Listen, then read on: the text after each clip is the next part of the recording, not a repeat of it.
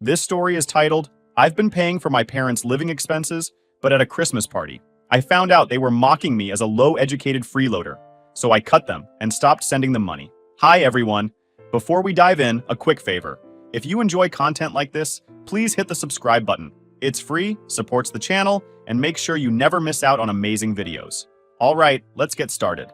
So, I've been thinking about this a lot lately because it's Christmas again, and it's bringing up a lot of memories from last year. Honestly, I've been trying not to dwell on it too much, but it's hard when the decorations, music, and general holiday vibes remind me of how everything went down. Last Christmas was when I realized how messed up things were with my family and decided to finally put myself first. For a little background, my name's Lucas, and I'm 28 now. I grew up in a small town. It's the kind of place where everyone knows everyone, which sounds cozy until you're the one everyone whispers about. My family was what you'd call average on the outside. Mom, Dad, me, and my little sister Emily. My grandparents lived with us too for a while, and they were probably the only ones who really cared about me, but I'll get to that. Emily is 7 years younger than me, and from the moment she was born, she was basically the queen of the house. I don't blame her for that. She didn't ask to be the favorite, but it was obvious to everyone, even as a kid. Her birthdays were these huge events with decorations, cakes, and gifts that would make you think she was royalty. Meanwhile, my birthdays were combined with Christmas, as my birthday is a few days before. One gift, usually something useful, like a notebook or socks. I mean, I get it, times were tough, but it still felt like I didn't matter as much. It wasn't just birthdays, though. When Emily joined the debate team in high school, my parents were at every competition, cheering her on. But when I played my last basketball game as a senior, they didn't even show up. They said they had to take Emily to practice. Stuff like that happened all the time. It wasn't even subtle. Now, my grandparents, they were great. My grandma especially would always try to make me feel included. She'd tell my parents off for ignoring me. But honestly, it didn't change much. When they passed away, both within a few months of each other, it was like the last bit of support I had in that house disappeared. My parents started leaning on me more, but not in the way you'd expect. By the time I graduated high school, I already knew college wasn't in the cards for me. I wanted to study computer science. I was obsessed with coding, building little programs on my own whenever I could. But my parents shut that down immediately. We don't have the money for that, they said, as if that was the end of the conversation. But somehow they had money for Emily's extracurriculars and private tutors. It hurt, but what could I do? So I moved to the city and got a job at a small tech company doing clerical work. It wasn't glamorous, but it paid the bills, and I was determined to make something of myself. I taught myself to code in my free time. YouTube tutorials, free courses, anything I could get my hands on. After a year or so, I managed to move into an entry-level developer role at the same company. Even though I was finally on my own, my parents were still a big presence in my life. They started calling me every month, asking for money. It wasn't framed as a request either. It was more like an expectation. You know, raising kids isn't cheap, my mom would say. Or, we've done so much for you. It's the least you can do. And yeah, I started sending them money every month, even though I didn't have much to spare. It didn't stop there. When Emily got accepted into a prestigious law school, I genuinely felt happy for her. Even though things had always been unbalanced between us growing up, I still cared about her. She was my little sister, and I wanted her to do well. My parents called me the day she got her acceptance letter, going on and on about how proud they were. She's going to be a lawyer, my mom kept saying, like she'd already passed the bar. Of course, the conversation didn't end there. They brought up how expensive law school was and how much Emily would need to succeed. Then came the subtle hints about how I could help. You know, it would mean so much to her if you could pitch in, my dad said. My mom chimed in, you're doing so well now. It's only fair to help your sister. After all, we've supported you your whole life. I didn't even argue. Maybe it was the guilt they'd instilled in me over the years. Or maybe I just wanted to believe I was doing the right thing. Emily was always kind to me when we were younger, standing up for me when our parents compared us. I wanted to support her, like she had supported me back then. That's why I agreed to help. I ended up covering her first-year tuition, the admission fees, and even some of the living expenses so she could move closer to campus. It wasn't easy. I had to dip into my savings, and for months I lived on a tighter budget just to make it work. At first it felt worth it. Emily was so grateful, or at least that's how it seemed. She called me a lot in those first few months, thanking me over and over for helping her out. I wouldn't be able to do this without you, Lucas, she said once. I remember feeling a weird mix of pride and relief hearing those words. It was like all the sacrifices I'd made were finally paying off. She'd tell me about her classes and how challenging but exciting they were. We've got this one professor who's like a total legend in the field, she'd say. He's tough, but I'm learning so much. I liked hearing about her life, even if I couldn't relate to it. I hadn't gone to college, so I didn't have stories about professors or campus life. But through her, I got a small glimpse of what it was like, and that felt nice. The calls started to slow down after a while. At first, I didn't think much of it. Law school sounded intense, and I figured she was just busy. When she did call, it was usually because she needed something. "Hey Lucas, I'm running low on rent money. Can you help?" Or, "I need this textbook, but it's crazy expensive. Can you send me a bit to cover it?" I always said yes. I told myself it was just temporary, that once she graduated and became a lawyer, everything would even out. She'd pay me back, and maybe our parents would finally start treating me with some respect too. But then her tone started changing. The gratitude from earlier in the year was gone, replaced with this expectation, like it was my duty to help her. There was no thank you anymore, just a quick acknowledgement before she hung up. When I tried to ask her how she was doing, or talk about my life, she seemed distracted, like she couldn't wait to get off the phone. Yeah, I'm fine, Lucas. Anyway, about that rent money, I didn't know how to bring it up without sounding petty, so I let it slide. But it started to eat at me. I'd be sitting at my desk at work, thinking about how much I was sacrificing for her while she barely acknowledged it. I was skipping out on things I wanted, new clothes, dinners out with friends, even saving for a better apartment, just so she could focus on school without worrying about money. The thing that really got to me was how our parents acted during all of this. Every time they called, it was the same story. "Emily's doing so well. We're so proud of her," they'd gush. If they mentioned me at all, it was only in relation to how I was helping Emily. "It's good that you're supporting her, Lucas. That's what family does." Not once did they ask how I was doing. They didn't know about the long hours I was putting in at work or the freelance projects I was taking on just to make ends meet. They didn't know how drained I felt, working nonstop while watching my savings dwindle away. And honestly, I didn't expect them to ask. That's just how it had always been. By the end of Emily's first year, things between us had shifted completely. She didn't call unless she needed something, and when I reached out, she barely responded. I remember one time I texted her, asking how her exams went. She replied a day later with a single word: "Good." No follow-up, no details. It felt like I was talking to a stranger. I started to resent her, but I didn't know how to deal with it. I told myself she was just stressed, that it wasn't personal. But deep down, I couldn't shake the feeling that I was being taken for granted. Not just by Emily, but by my parents too. One night, I got a call from my mom. She wanted to talk about Emily, of course. "She's doing so well, Lucas. You should be proud of her," she said, the same way she always did. I muttered something about how I was glad she was doing well, but I guess my tone gave me away. "What's wrong?" my mom asked, sounding more annoyed than concerned. "Nothing," I said quickly. But then I couldn't stop myself. "It's just, I feel like all I ever do is give. I've been helping Emily nonstop, and it's like no one even notices." There was a long pause before she responded. "Lucas, don't be selfish. Emily is doing something important with her life. You're just working in tech. She's going to be a lawyer. You should be happy to support her." That hit me hard. It was like all the work I'd put into building my life didn't matter, because I didn't have a fancy title or a degree. I wanted to argue, to defend myself, but I knew it wouldn't change anything. So I just said, "Okay," and hung up. That conversation stuck with me for weeks. I started to see everything more clearly. By that time, I was exhausted, physically, emotionally, and financially. But I didn't know what to do. Cutting them off felt impossible. They were my family after all. But part of me wondered how much longer I could keep this up before I broke completely. Last Christmas, I got a call from my mom a few weeks before the holiday. She sounded unusually chipper, which immediately put me on edge. Usually, when she was in a good mood, it meant she was about to ask for something. But instead of the usual spiel about money, she invited me to a Christmas party at their place. "We're having everyone over this year. Relatives, neighbors, even a few of Emily's friends," she said. "It'll be nice to have the whole family together again. You'll come, won't you?" I wasn't sure at first. Going home always came with its share of baggage, and I wasn't in the mood to deal with all that. But she kept pressing. "It's been ages since we all got together," she said, guilt dripping from her voice. "Emily would love to see you, and it's Christmas. Don't you want to spend the holiday with your family?" I agreed, mostly to avoid the endless calls and guilt trips I knew would follow if I said no. Plus, I figured it might be a chance to reconnect with everyone. Maybe things wouldn't be so bad this time. So I took the train back to the town on Christmas Eve, carrying a few small gifts I'd picked up for everyone. Nothing fancy, just little things I thought they'd appreciate. When I got to the house, it was packed. There were relatives I hadn't seen in years, neighbors I barely recognized, and even a few of Emily's old high school friends. The energy in the house was loud and chaotic, but in that festive way that made it feel like Christmas.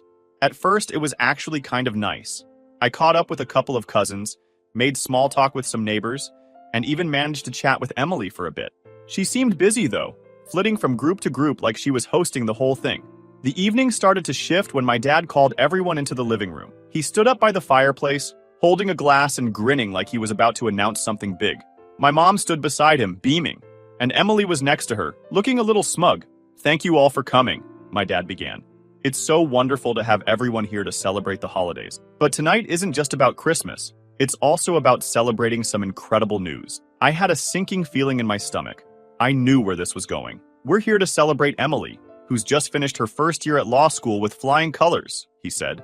Everyone clapped, and a few people even cheered. My mom jumped in, talking about how proud they were of her, how hard she was working, and how bright her future looked. I clapped along with everyone else, but I couldn't help feeling a little invisible. It wasn't that I wanted a big announcement or anything, but it stung that my parents didn't even mention me. Not a word about how I'd helped pay for Emily's first year, or how I'd been sending money home for years. As the night went on, it got worse. Emily started talking about her law school experiences, and at first it was kind of interesting, but then she started bragging. "Law school is no joke," she said, loud enough for everyone to hear. "It's not like working a regular 9-to-5 job. It takes real intelligence and dedication. You can't just wing it." I tried to brush it off, but then she made a comment that hit a little too close to home. "I mean, coding? That's something anyone can learn online these days. It's not exactly rocket science." I glanced around the room, expecting someone to say something, but instead, my parents laughed. My dad even nodded like he agreed. I felt a mix of anger and embarrassment. Here I was, working my ass off to support myself, and them, and they were mocking my career like it didn't matter. At one point, a neighbor I'd known since I was a kid came up to me. "Lucas, you're doing great, right? I heard you're working in tech," she said with a warm smile. Before I could even respond, my mom jumped in. "Oh, he's doing okay," she said, waving her hand dismissively. "But Emily is the real star of the family. She's going to be a lawyer, you know." My dad chuckled. "Lucas is good at what he does, but it's not exactly prestigious." I excused myself and went into the kitchen, pretending to check on the food. I just needed a minute to breathe. I overheard more of their conversation from the kitchen. My mom was telling some relatives about how they had to step in to help Emily, because I wasn't pulling my weight. It was like a whole flip of the truth.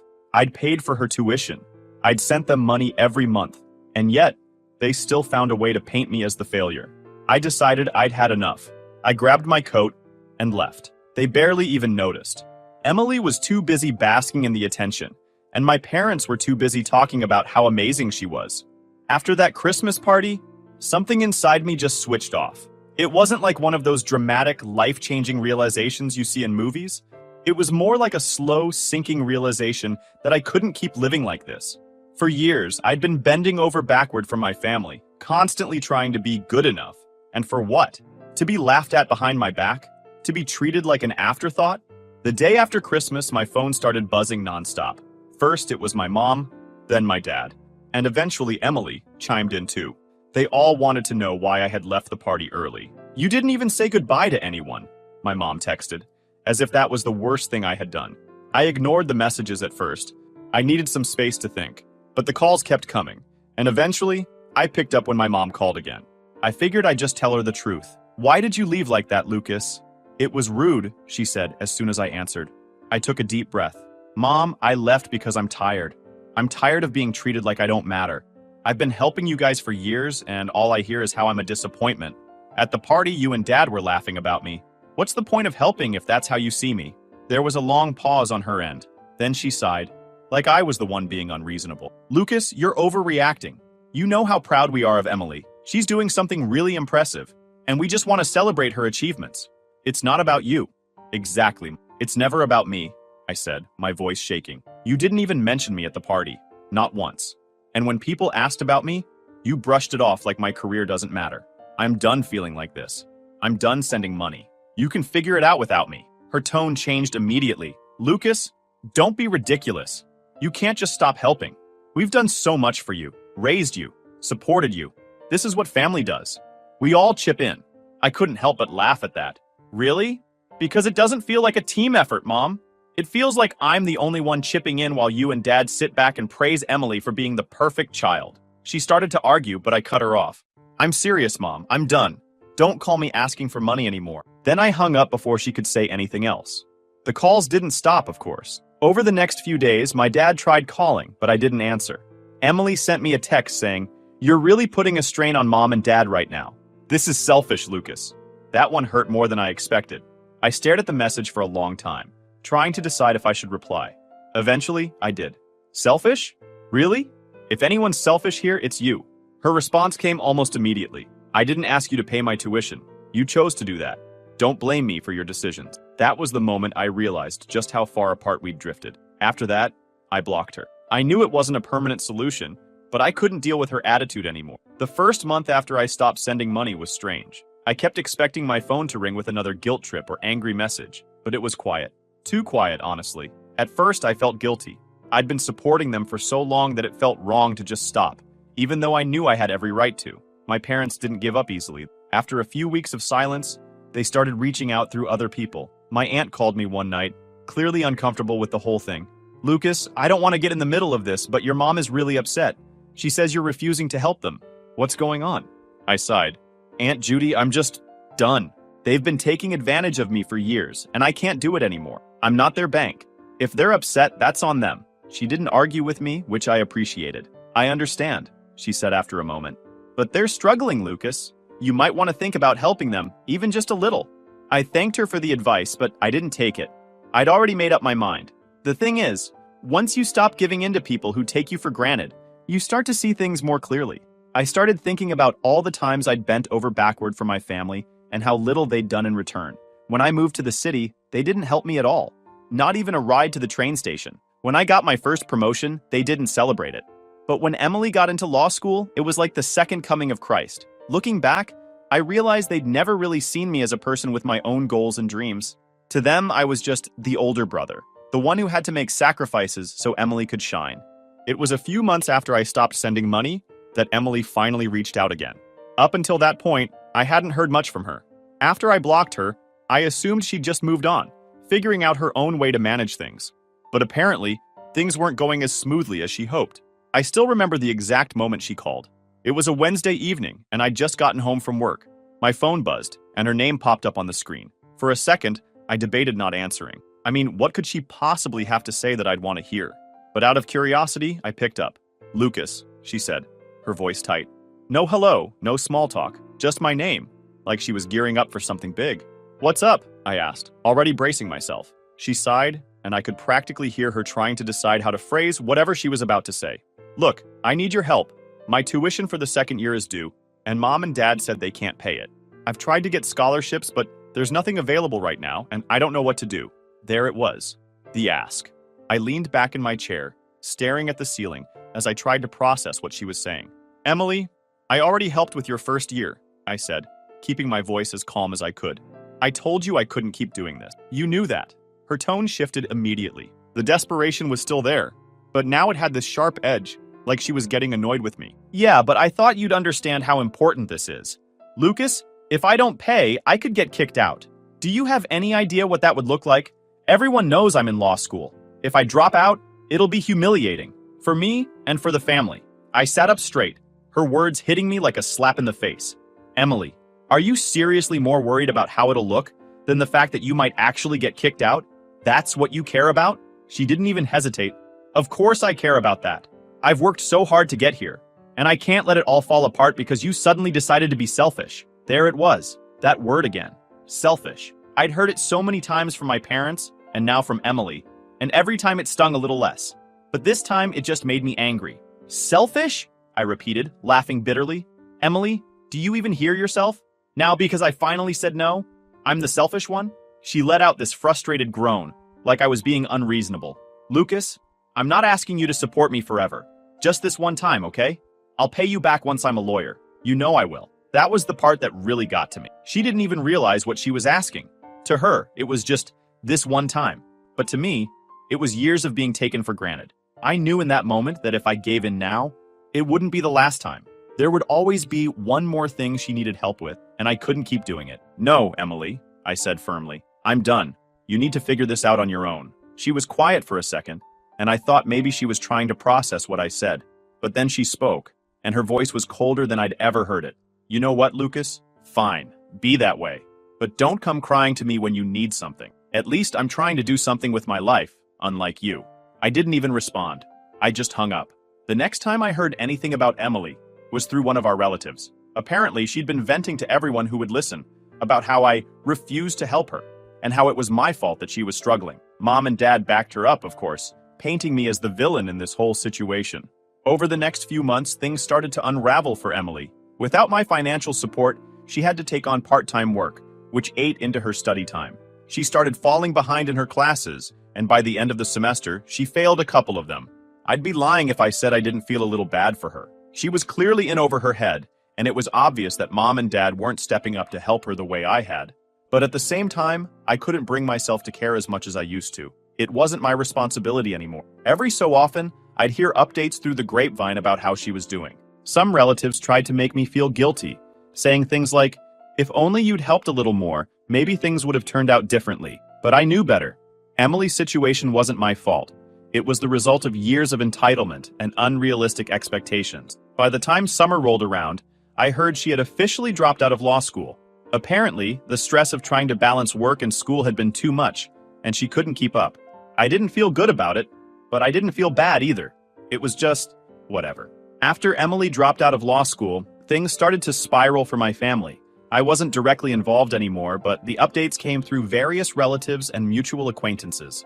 I didn't go looking for the information. It just had a way of finding me. Small towns are like that. The first thing I heard was about Emily moving back in with my parents.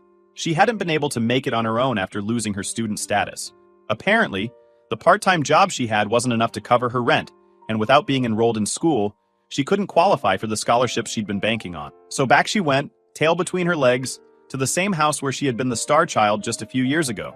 At first, I figured my parents would be happy to have her back. I mean, she was their golden child. But from what I heard, things weren't exactly smooth sailing. It turns out that Emily had grown used to living on her own and wasn't thrilled about being under their roof again. She clashed with them constantly, about money, about house rules, about everything. One of our old neighbors, Mrs. Bailey, ran into me at the grocery store when I was in town visiting a friend and filled me in on some of the details. She was the type who loved gossip and didn't seem to care whether it was her place to share. "Lucas, I don't mean to pry," she started, which was a clear sign that she absolutely did. "But I've been hearing some arguments coming from your parents' house. Everything all right over there?" I shrugged, trying to seem indifferent. "I wouldn't know, Mrs. Bailey. I haven't talked to them in a while." She gave me a look that said she didn't believe me but kept going anyway.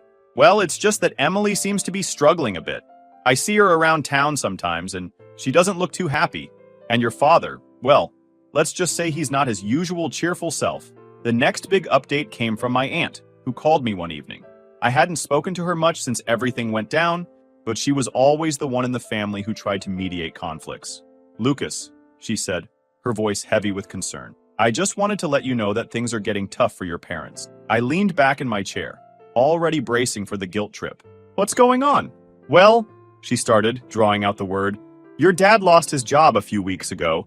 There was some kind of incident at work. I don't know the full story, but he had to resign. And your mom, bless her, she's been trying to pick up more hours at the grocery store, but it's not enough." I didn't say anything right away. Part of me felt bad for them. Losing a job is never easy, especially at their age. But another part of me couldn't help but think that maybe this was karma catching up with them. "I just thought you should know," my aunt continued. "They're really struggling to make ends meet. And with Emily back home, well, it's been hard on everyone." I took a deep breath before responding. "I appreciate you letting me know, Aunt Judy, but there's nothing I can do. I've already done more than my fair share for them." She didn't argue after that, but the call left me feeling uneasy. I wasn't second-guessing my decision, but it was hard not to think about how things had gotten to this point. As the months went by, I started hearing more about how things were falling apart at home. My dad, once the breadwinner, was now struggling to find work. Apparently, his incident at work had been serious enough, essay-related, that it was making it hard for him to get hired anywhere else. Meanwhile, my mom was burning herself out trying to pick up the slack, working as many shifts as she could. And then there was Emily. She wasn't working much, from what I heard. She spent most of her time at home, playing video games and scrolling through social media. She'd gone from being the golden child to a 20-something living in her parents' basement. and I could only imagine how that was affecting her ego. It wasn't long before the neighbors started noticing the tension. Mrs. Bailey wasn't the only one who'd heard the arguments. Apparently, they were loud enough to draw attention from half the street. One of my cousins told me that my dad and Emily got into it one night, screaming at each other so loudly that someone actually called the police. They didn't do anything, my cousin said when he told me about it. But it's pretty bad over there, Lucas. I don't blame you for keeping your distance. The final straw came when my dad tried reaching out to me directly. He called from an unfamiliar number, probably because I'd blocked him on his usual one. At first, I didn't recognize his voice. It was hoarse and tired, like he'd aged 10 years in just a few months. Lucas, he said, his tone softer than I expected. I know we've had our differences, but I need to talk to you. It's important. I didn't say anything right away, waiting to see where he was going with this. We're in a bit of a tight spot, he continued, and I was wondering if you could help us out, just until I get back on my feet. I closed my eyes, trying to keep my frustration in check. Dad, I've already told you I'm done. I can't keep bailing you out. I'm not asking for much, he said quickly. Just enough to cover the bills for a couple of months. Please, Lucas, we're your family. That word again. Family. It was always their go-to when they wanted something. I'm sorry, I said, my voice firmer than I expected. He tried to argue, but I hung up before he could get too far. I knew if I let him keep talking, I'd start to feel guilty again, and I couldn't afford to go down that road. Now, it's been almost a year since I cut ties with my family, and honestly, I feel like a completely different person. When I think back to where I was last Christmas, stressed, broke, and constantly worried about disappointing people who never seem to care about me, I can hardly believe how far I've come. It's not like everything is perfect now, but for the first time in my life, I feel like I'm in control. After I stopped sending money to my family, I suddenly had all this extra breathing room financially. It was strange at first. I'd been living paycheck to paycheck for so long that I didn't even know what to do with the extra money. For the first few months, I saved as much as I could, just in case something unexpected came up. But as my savings grew, I realized I could finally start doing things for myself. Small things at first, a better chair for my desk, some new clothes, little upgrades to my apartment. It wasn't anything extravagant, but it felt good to finally invest in myself. Work has been a huge focus for me this past year, and I've made some big strides. Not long after everything went down with my family, I got a promotion at my company. I'm now leading a small team of developers, and we've been working on a project that could really put us on the map. It's exciting, but it's also a lot of pressure. The funny thing is, I'm handling the pressure better than I ever thought I could. I think cutting ties with my family freed up so much mental energy that I can now put into my work. I don't have that constant weight on my shoulders anymore. The guilt, the obligation, the stress of trying to please people who never appreciated me. For the first time, I feel like I'm actually good at what I do. I don't mean that in a braggy way. It's just that I've stopped doubting myself so much. Before, every time I achieved something, I'd hear my parents' voices in my head, downplaying it or comparing it to Emily's accomplishment. But now, those voices are gone, and it feels incredible. One of the biggest changes in my life has been deciding to go back to school. This was something I never thought I'd get the chance to do. Growing up, college always felt like this unattainable dream. My parents made it clear they wouldn't help me with tuition, and for a long time, I just accepted that I'd never have the opportunity. But now, with my finances in a much better place, I've started taking online classes in business management. It's been a challenge balancing work and school, but it's a challenge I actually enjoy. I'm learning so much, and I'm already seeing how I can apply some of it to my job. Eventually, I'd love to start my own business. That's the long-term goal. I don't know exactly what it'll look like yet, maybe a software company or a consulting firm, but the idea of being my own boss is really motivating me. Socially, things have been different. Cutting ties with my family hasn't been easy to explain to people, especially new friends or coworkers. When someone asks about my family, I usually just give a vague answer like, "We're not really in touch." Most people don't push further, but every now and then, someone will ask, "Why not?" It's hard to sum up years of dysfunction in a single sentence. Sometimes I just say, "We had different priorities," and leave it at that. But the truth is, I don't really care what people think about it anymore. I used to feel ashamed, like I'd failed as a son or a brother. But now I realize that walking away was the best thing I could have done for my... As for my family, I haven't heard much from them recently. For a while, there were the occasional guilt trips through relatives. My aunt calling to say my mom was struggling, a cousin asking if I'd consider helping Emily out again. But eventually, those calls stopped. From what I've gathered, things haven't improved much for them. My dad still hasn't found steady work, and my mom is working even more hours to keep the house running. Emily, last I heard, was still living at home and not doing much of anything. It's sad in a way. I don't wish them harm, but I also don't feel responsible for their choices anymore. They made their bed, and now they have to lie in it. If there's one thing I've learned through all of this, it's that you don't owe anyone your peace. Sometimes, the best thing you can do is walk away, even if it feels like the hardest choice in the moment. So, yeah, that's where I am now. It's not perfect, and it's not easy, but it's mine. And honestly, that's all I've ever wanted.